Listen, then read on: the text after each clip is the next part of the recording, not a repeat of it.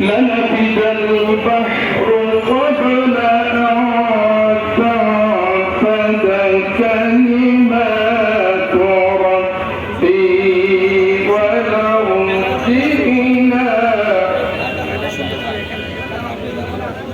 ولو جئنا بمثله مددا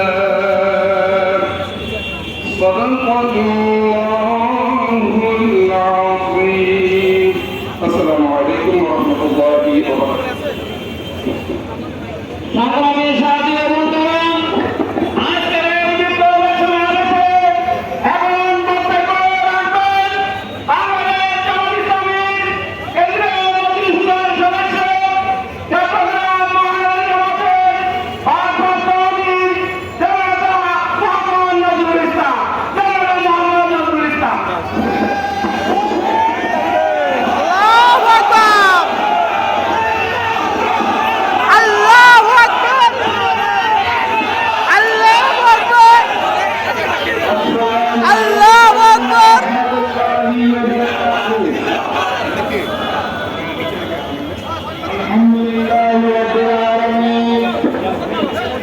والصلاة والسلام على سيد المرسلين وخاتم النبيين وعلى آله وأصحابه أجمعين وعلى من دعا بدعوته وجاهد في سبيل الله حق جهاده إلى يوم الدين.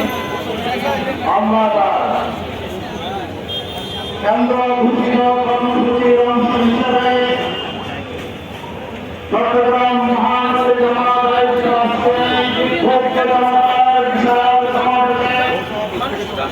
প্রধান অতিথি হিসেবে উপস্থিত থাকবেন অ্যাসিস্ট্যান্ট সেক্রেটারি জেনারেল সাবেক ছাত্রনেতা মাওলানা রফিকুল ইসলাম খান। আজকের প্রধান মেহমানের পাশাপাশি বিশেষ মেহমান হিসেবে উপস্থিত আছেন চট্টগ্রাম অঞ্চলের পরিচালক কেন্দ্রীয় নির্বাহী পরিষদ সদস্য অ্যাসিস্ট্যান্ট সেক্রেটারি জেনারেল সাবেক ছাত্রনেতা জননেতা মাওলানা মোহাম্মদ শাহজাহান। আরো সকল নেতৃবৃন্দ উপস্থিত আছেন। আমরা আজকে সমাজের সংযুক্ত করব, মিছিলটাই প্রধান, সেজন্য নেতৃবৃন্দকে বক্তব্যের সুযোগ দিতে পারেন বলে দুঃখ প্রকাশ করি। সম্মানিত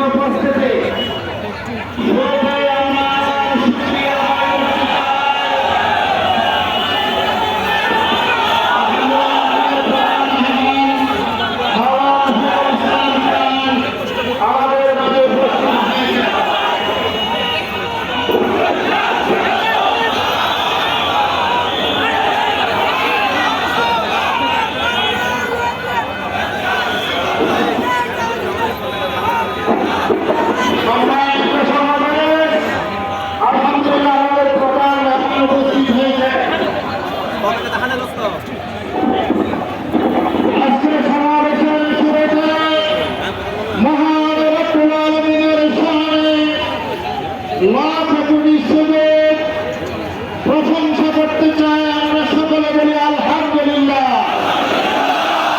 কারণ আল্লাহ আমাদেরকে রাত শুধু বিজয় দিয়েছেন, আমাদের জাত শুধু বিজয় দিয়েছে এবং 25শে সেপ্টেম্বর রাত শুধু বিজয়ের প্রস্তুতি চলছে। 12 অক্টোবর চাঁদ শুধু আমাদের চট্টগ্রাম বিশ্ববিদ্যালয়ে প্রস্তুতি চলছে ইনশাআল্লাহ। আমরা আশা করছি রাজশাহী চাঁদপুর সহ সকল জায়গায় সচেতন ছাত্র সমাজ ডাকসু এবং ডাকসুর মতোই সিদ্ধান্ত নেবে, তাদেরকে রায় প্রদান করবে। যারা ধর্ম নির্বিশেষে ছাত্র ছাত্রী নির্বিশেষে সকলকেই উদারতার সাথে মুখে ধরে নিতে পারে, সকল অধিকার প্রতিষ্ঠায় সচেতন থেকে সকল সুবিধা অসুবিধা থেকে এই ছাত্র নেতাদেরকে নির্বাচিত করা হবে ইনশাআল্লাহ। কিন্তু দুঃখ প্রকাশ করতে চাই, বড় বড় যারা দায়িত্বশীল ছাত্রদের এই সংক্ষিপ্ত বিজয় যারা সহ্য করতে পারে না, তিনি শশীতাওর হন আর সেইবা হন, ওনারা সংক্ষিপ্ততার পরিচয় দিয়েছেন। এই সংক্ষিপ্ত ছাত্র সংসদে বিজয়ের মাধ্যমে ওনারা উদ্বেগ প্রকাশ করে তার বিদেশ ডেমোক্রেসিকে কলঙ্কিত করেছেন। যারা চায় মেনে নিতে পারে না, নিজেদের কাছে ধারণ করার অধিকার হারায় তারা। সংগ্রামের উপস্থিতি সেই ইন্ডিয়ান হেজেমনির বড় বড় বাহিনী নিয়ে বাংলার হেজেমনি করো, যারা বুদ্ধিজীবীকে করো, তাদের রাজনীতি, তাদের বুদ্ধিজীবিতা বাংলাদেশ সহ্য করবে না। নরেন্দ্র মোদীর স্বৈরাচারের অনুসরণ জাতীয় পার্টির সকল কার্যক্রমকে নিষিদ্ধ করতে হবে।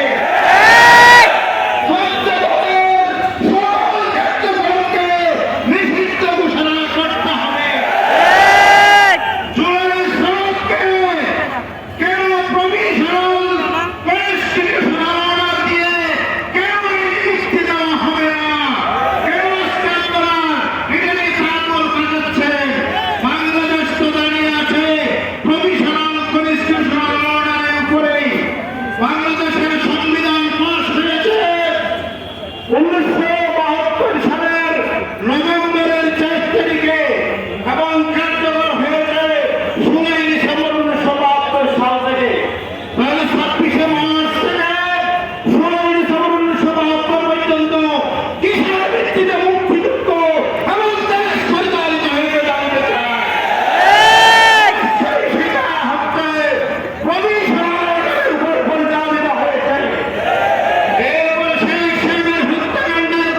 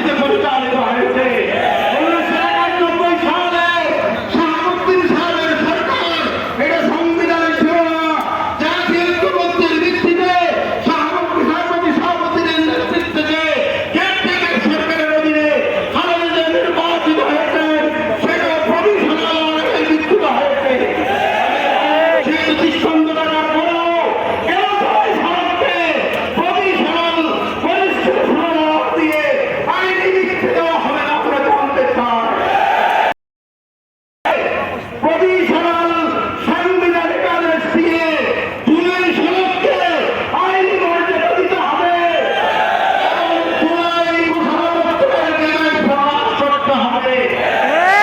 এরপরে যদি আপনারা আমাদের দিয়ে খেলছেন 30-35 ভাগ ভোট পেয়ে শতভাগ ক্ষমতা চর্চা করবেন, আমার প্রতিবাদের অনুযায়ী সেই সুযোগ আর বাংলাদেশে হবে না। প্রতিটি পার্টিকে মর্যাদা দেওয়া হবে, প্রত্যেক কোণাকে মর্যাদা দেওয়া হবে, প্রত্যেক পার্টিকে মর্যাদা দিতে হবে, প্রত্যেক কোণাকে মর্যাদা দিতে হবে। সেই কারণে বক্তব্য দিতে বিয়ার পদ্ধতিতে নির্বাচন ছাড়া সংসদ নির্বাচন বিয়ারের ভিত্তিতে করতে হবে। এই বিষয়ে কোনো ছাড় দেওয়া হবে না। বলে বুঝে না, আমাদের জনগণ বুঝে না তো। সারা দেশে যদি একবার ভোট পায়, সবের মধ্যে যদি একটা ভোট পায়, তাহলে সেই পার্টি 3টে সিট পাবে। এটা বুঝে যায় না? বুঝে যায়? সারা দেশ মিলে যদি কোনো পার্টি 2% ভোট পায়, তিনি সংসদে 6টা সিট পাবেন। সারা দেশে মিলে যদি 10% ভোট পায়, তিনি সংসদে 30টা ভোট পাবেন। কোন বড় দল যদি 40 ভাগ ভোট পায়, তাহলে তিনি 120টা সিট পাবেন। পিয়ার সিস্টেম বুঝে কিন্তু মানে না কেন? কারণ নমিনেশন বাণিজ্য বন্ধ হয়ে যাবে, ব্যবহার বন্ধ হয়ে যাবে, শক্তির ব্যবহার বন্ধ হয়ে যাবে। পূজার পরে না পূজার ভাগ করে না ঘুমিয়ে ঘুমিয়ে ব্যবহার করতে দেওয়া হবে না। পিয়ার সিস্টেম নির্বাচনের সিদ্ধান্ত নিতে হবে। সকল দলের সমান সুযোগ নিশ্চিত করতে হবে এবং দৃশ্যমান বিচার করে খুনিদের ব্যাপারে শাস্তি বিধান করতে হবে। এইভাবে লেভেল প্লেইং ফিল্ড তৈরি করে ফেব্রুয়ারিতে জাতীয় নির্বাচন করতে হবে। নির্বাচন পিছানো যাবে না ইনশাআল্লাহ। সমাবেশ এখনো কথা বলেনি, আজকের সমাবেশ ঘোষণা করছি। এখন সংগ্রামী বন্ধুগণ, আমরা ইতিমধ্যে দেখতে পেয়েছেন আমাদের আজকের এই সমাবেশের প্রধান অতিথি কেন্দ্রীয় সহকারী সেক্রেটারি জেনারেল, একসময় টুকুর ছাত্রনেতা, ইসলামী ছাত্র শিবিরের কেন্দ্রীয় সভাপতি জনাব রফিকুল ইসলাম খান সাহেব উপস্থিত হয়েছেন।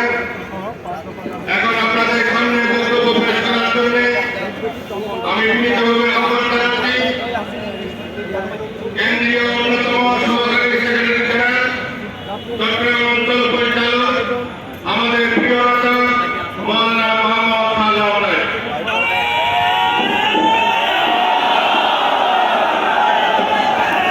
আল্লাহু আকবার, আল্লাহু আকবার।